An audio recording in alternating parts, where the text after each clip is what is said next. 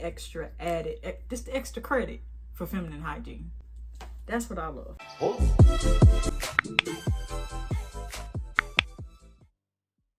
There's been talk about feminine hygiene, but we got to get in depth. Today we're going to talk about, and I'm going to share my in-depth feminine hygiene routine, very detailed from start to finish, all the way through. First thing we're going to get into is where it all starts. So you know what that means. We gotta head to. So this is where all the fun and magic happens. I usually start here with my shower routine. Now for those that don't know, it shall be on the screen. Easy as 1, 2, 3.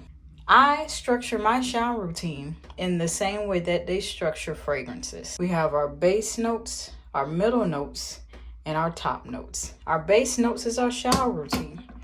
Never mind this. We have Summer's Eve. This represents my feminine hygiene routine that I start with. I always do a feminine wash first. A feminine wash first.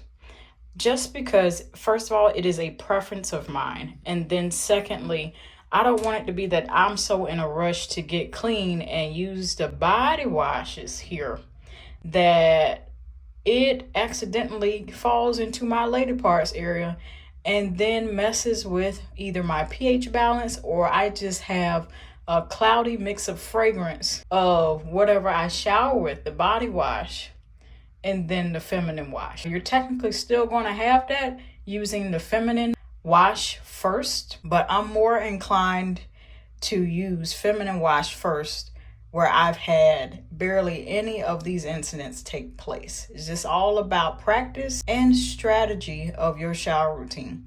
I don't want it to be that my lady parts smell like body wash when body wash is not designed for your lady parts. In case you didn't know, it's all right if you don't know. It's okay. We all start somewhere. Feminine wash first.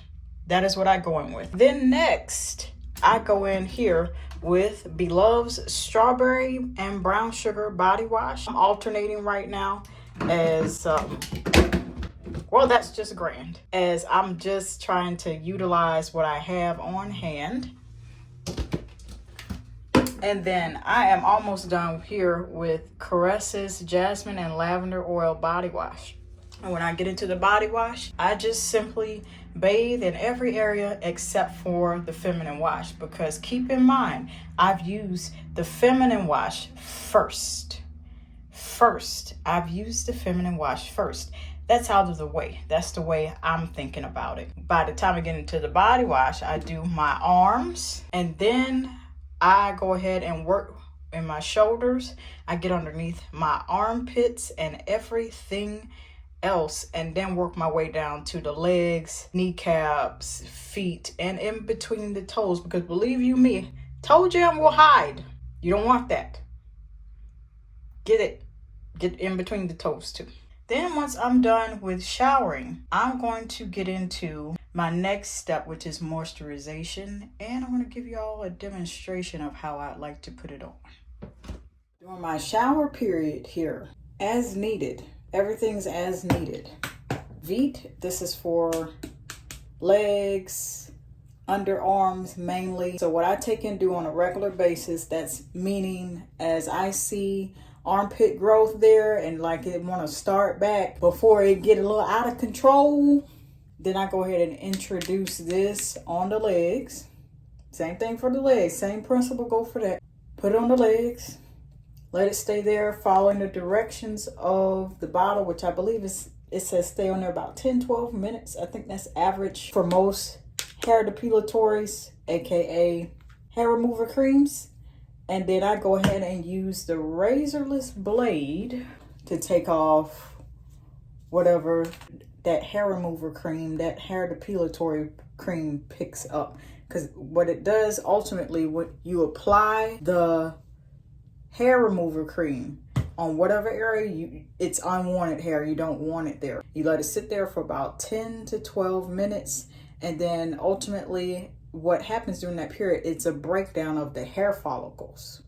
Okay, follow me. Then that's why Veet always puts a razorless blade, that's what that's called, along with every bottle of their hair remover cream. At least this one, this is specifically for in shower stuff. Now underneath the arm, you want to get rid of the hair, use the Nair bars. For Nair, I use the Nourish, which comes in a kind of similar deodorant-like packaging. And this is made with 100% natural Moroccan argan oil and orange blossom. This is for the bikini area, lady parts. This is for underneath your arms, is what I use it for, and underarms. Now, I don't tend to do hair removal from my arms because it's not as abundant as it is legs and underarm and everywhere else where I don't want it. This goes underneath the arm, applied underneath the arm. And this actually comes out of the same similar packaging to deodorant. So just don't put this on thinking this deodorant and like, ooh, I'm sweat pouring. And then you get in there and all the hair is going up. Don't look at your packaging, okay? Nair gets rid of the hair. You think of Nair, think of getting rid of hair. And then I just go ahead and finish and complete the rest of my shower routine as normal. All of this is as needed, so it's just keeping up regular maintenance of getting rid of unwanted hair as far as my underneath my arms and my legs and lady parts and anywhere else where I do not want it to be. Now coming to our lotions here, we have Victoria's Secret's Don't Tell Nobody honey lotion here. I done put a dent in it and now I'm trying to finish it. EOS Vanilla Cashmere Lotion. Now I brought you guys here just to demonstrate how I like to put on my body lotion fresh out of a shower, in depth, completely. So the first thing I do, I get my shoulders, Vanilla Cashmere. We're gonna put on our lotion here in circular motions. And as you can see, in the exact same way I was describing in the shower that I like to bathe, this is after feminine wash. I still like to adopt the theory of showering from head to toe. Or in this case, from shower to toe. From shoulder to toe, sorry. I'm going to do that. And I always put in circular motions. And no matter what the formula is, unless it is on a drier side of the spectrum, like Bodycology's body creams are formulated, or just body creams in general, they tend to be on the drier side of the spectrum, and about a dime size, nickel size amount in circular motions. And you want to go for your target areas first. My adopted rule is elbows and your kneecaps. That's where the ashiness shows up the most. That's where it will tell on you the quickest. So we're doing that, taking care of all of that first. And then we get our kneecaps. Now something I've been doing and I've picked up from a Facebook group, lotion layering. These two have been a hot commodity for me. And it's provided the option for me to use this up, the honey lotion. Going on 2 years, I've owned this. And this I've had for a few, maybe 2 to 3 months. Well, I've been layering those two together. And then essentially I will apply a dime to nickel size amount of one of these lotions. We're going to start with honey. And then I would apply it in this area here, or whatever area is most comfortable for you. And before it could dry really, really well, get that other one, about the same amount, put it in the exact same area. And if you don't feel like doing that across, like especially with arms, limbs, legs, stuff like that, apply it on one end and distribute it like so. You're glistening and you're glowing. Perfume oils are a bit different.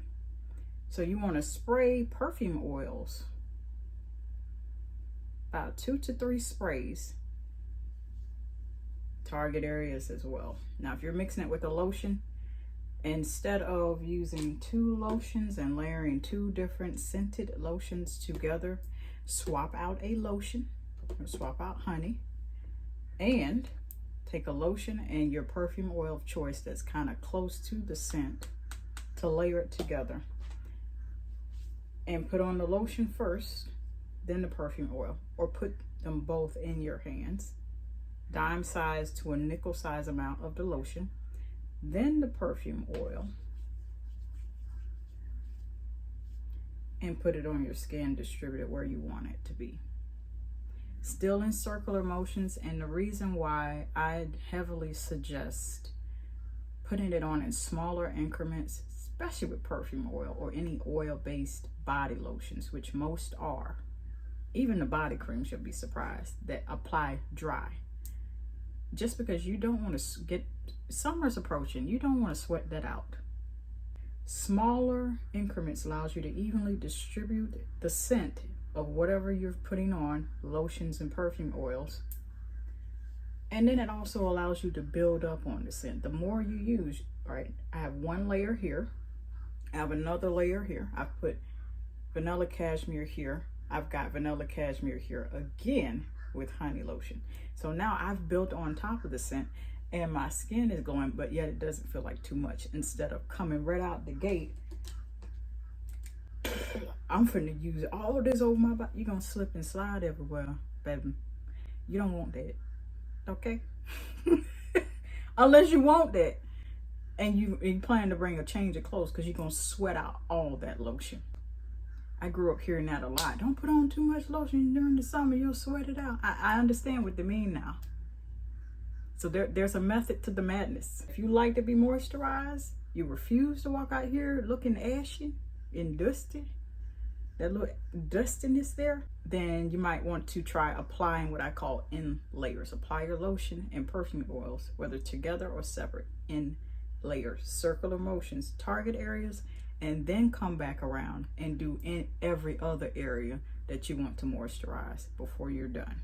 That is pretty much how I do the lotion side of things. Now, fragrances, I have a separate video on that. After I have done my lotion and everything, I get into feminine hygiene.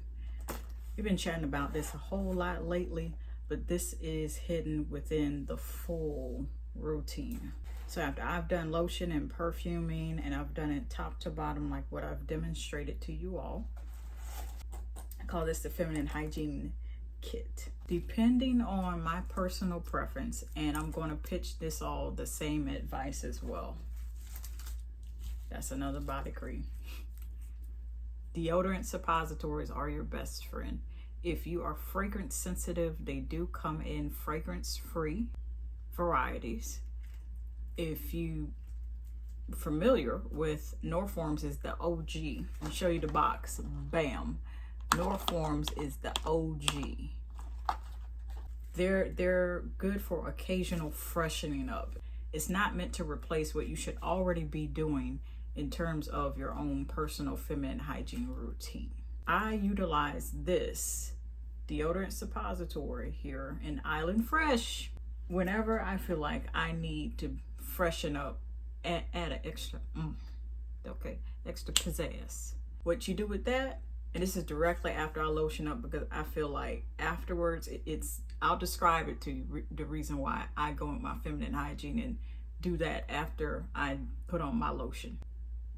Deodorant suppository, that is meant to be inserted inside of your pocketbook, your flower, your lady parts. And so what you want to do is follow up with a pad, or here a panty liner. I said a pad, but follow up with a panty liner so it could catch the leakage, because leakage is going to come out. How deodorant suppositories, how deodorant suppositories work ultimately is that it mimics the same feeling that you would have as if when you're on your menstrual cycle. So on your menstrual cycle, your uterus lining, that's what takes place. and there's a certain cycle that takes place. And so once every cycle, and only you know what your personal cycle is, that uterus lining sheds. The same goes here for your deodorant suppository, except for the lining doesn't come from your uterus. If it does, you got to see doc, because that's the problem.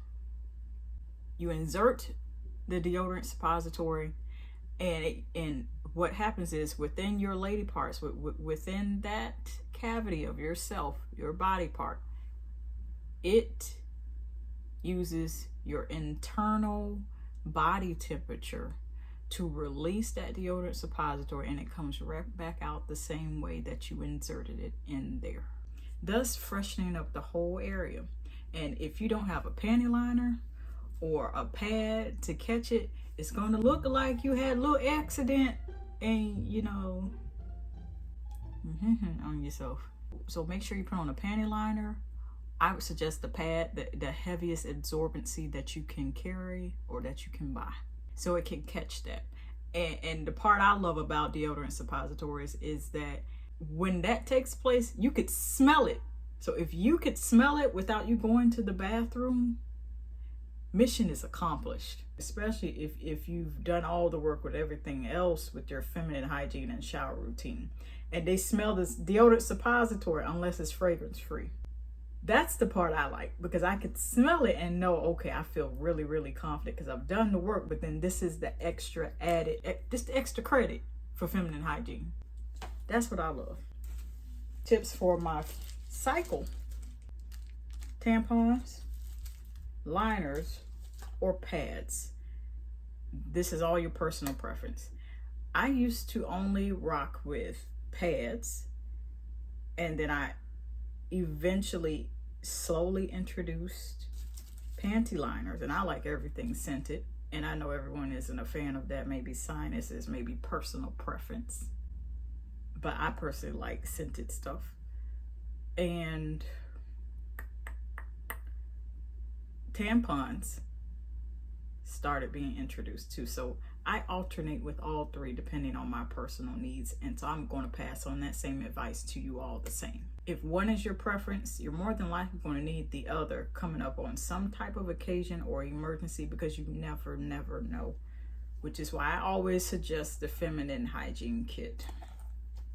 I got a video where I go over that. Matter of fact, I'm going to link you all to a playlist at the end of this video and on the community tab, where how to build your feminine hygiene kit, because I've stressed this several times.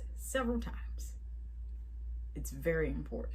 After I'm done with my feminine hygiene, and I go in and put a deodorant suppository as needed, I put on a pad so it can catch that leakage coming from the deodorant suppository. Then it's time for fragrance. I know initially I said it's time for fragrance, but we're going in depth here. And I know I keep bringing this up.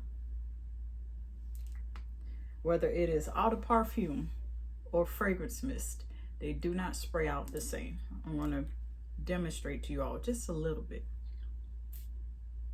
That's misting. That mist out.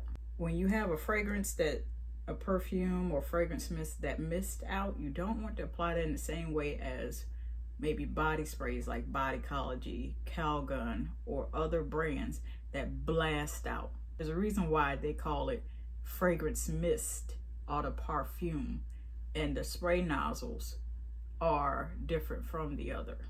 In case you didn't notice, for fragrance, what I tend to do with that, whether I have done perfume oil beforehand in my lotion stage, I'm going to spray in my contact points here on my wrist, each side of the neck, behind the ear, my ankles, inner and outer ankles, legs outside. Okay, spray the bottom, but you're going to be careful with that. I tend to spray and then let it mist, like as far as way I can get it. I let it mist on my back and get it everywhere that I can, not your face. real important. For body spray, that tends to blast out. We talking about Calgon. We talking about Bodycology.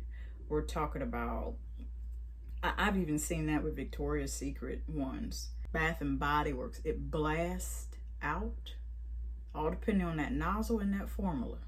Bada bing, bada boom.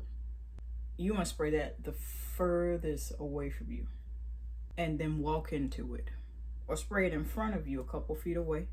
You're in the bathroom or wherever you do it, and then walk into the mist cloud of fragrance. Fragrance mist, you could do that with fragrances that mist itself out, because it's not blasting itself out at you.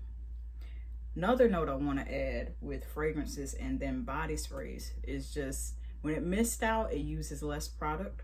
And come chat, come talk in the comments if you don't feel it's true. Put it to the test yourself and then come back and talk to me.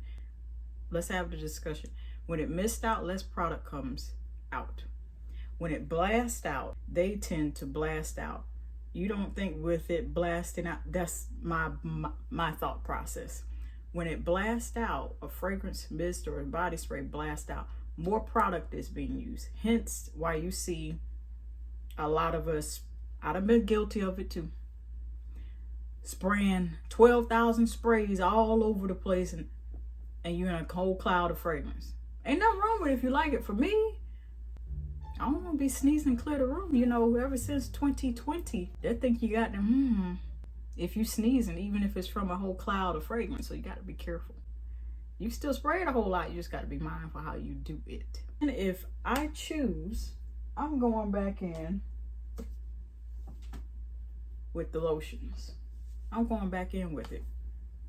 Maybe I want to add something, or add a lotion I didn't add before I did my feminine hygiene and fragrance step of the equation, as needed. I want to make a note as well that sometimes I do my oral hygiene routine before my shower routine, sometimes after. Just really depends on how I feel. I just know I have to get it done, whether it's done before I take my shower or after. For my oral hygiene routine, I tend to go in and just start with mouthwash. Now, what I've been doing lately is just toothbrush, gargling with a little bit of water to create that effect. Hey, we saving a coin. I can't get the TheraBreath just yet. Oh, it's on to wait. Okay. Now with mouthwash, I go ahead and gargle mouthwash before. Now it seems a bit much, but this would work for me. Gargle with the mouthwash. Then soft toothbrush, brush down into the molars at the bottom, the top, back and forth, get the sides. Then we go in and floss, gargle. And sometimes I gargle after I do the brush, floss, and do the gargle. Okay, do the gargle again. Total 3 times. It seems like it's a lot, okay? But when your breath is projecting like you've eaten a whole bag of candy, we don't need cavities. But if it projects that, mission is accomplished. Like every time you ain't got to speak, you just open your mouth, just and it flows. It's so, your breath's so fresh and so clean. Caught it. Right now I'm using Crest plus Scope, so it includes the mouthwash. So bit of a 2-for-1 deal. It does not replace mouthwash. Now if you have to restock like me, then okay, you're in good company. Skincare, what I have been doing lately, I do the occasional facial scrub. Right now I'm just maybe once a month, so I've already done that for this month. Body prescriptions, they say it's moisturizing. It is not, in my opinion. That's purely my opinion. It's, if you aren't careful around this area, you'll pick up where I've tasted salt. So it is not a sugar facial scrub. I don't know why they made it salty. I wasn't trying to taste it, so that happened by accident. This is more of the flakier type of facial scrub, not the type, it's nowhere near the texture of Tree Hut, where it doesn't flake apart and it pours in your hand. It's kind of creamy because of the oils and the formula. Okay, just putting that out there. And then what I've been using lately, started about a week or two ago, taking off my makeup with, has been the OG, just the original scentless Dove Original Bar Soap. I've been seeing a little bit of improvement in my skin, and it feels refreshing. I mean, it has that light, you know, OG fragrance that those are used to just the Dove Original Soap. And I've never used soap on my skin before, so I just used it on a whim one day. And I'm just like, if this break me out, I'm never using it again. That's what I was thinking. I didn't see anything, so I tried the second time. I didn't see anything. Tried the third time. It's been about 3 times that I've used it to take my makeup off. I'm like, I've been using all these makeup removers. I've been using all this other stuff and oils, and while those aren't bad, it just depends on what you're using, what type of cleanser, and if oils are good for your skin, and only you know what your skin is like. Therefore, you can tailor your skincare regimen for what you know is best for your skin type. Dove on the skin. This is coming from a person, in case you want to know, I have acne prone skin. I've had it since I've been a teenager, and only coming into being a little bit after being an adult age have I gotten it underneath control, and that's purely by the grace of God, because my skin has not always been like this. Like, you guys have seen the occasional pimple and I go right on. That don't stop me. That don't stop me, because it's not only in your skincare regimen that you have to have that confidence. It's also here, and in front of all that, your relationship with God. And that's what I've just been doing.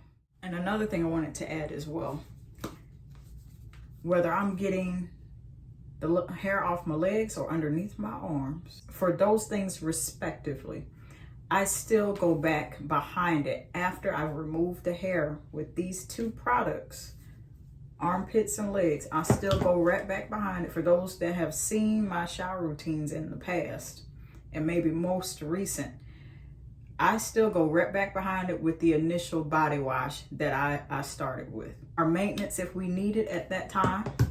And then, let's say for instance, I'm showering with Caress, Shea Butter and Brown Sugar, Liquid Gold. I go right back behind it after I'm done getting rid of that hair. Getting rid of the hair off my legs. Just get rid of, just a way of also introducing the scent back in that area where it is now smooth and hairless. And then also sweeping away and rinsing away whatever hairs I may not have caught. Just extra precautionary step. It seems like it's a lot, but when you don't have leftover hair, you know, sitting in the arm pockets of your shirts, okay, how many know from using the hair remover cream is really satisfactory, and it's not a hassle. I believe now I have shared my in-depth, from start to finish, very detailed as well as in-depth feminine hygiene routine for 2023. It keeps growing. If you would like to see more of my hygiene routines, I have a playlist here on this side. As to, you may like to start on a playlist adventure. Love you.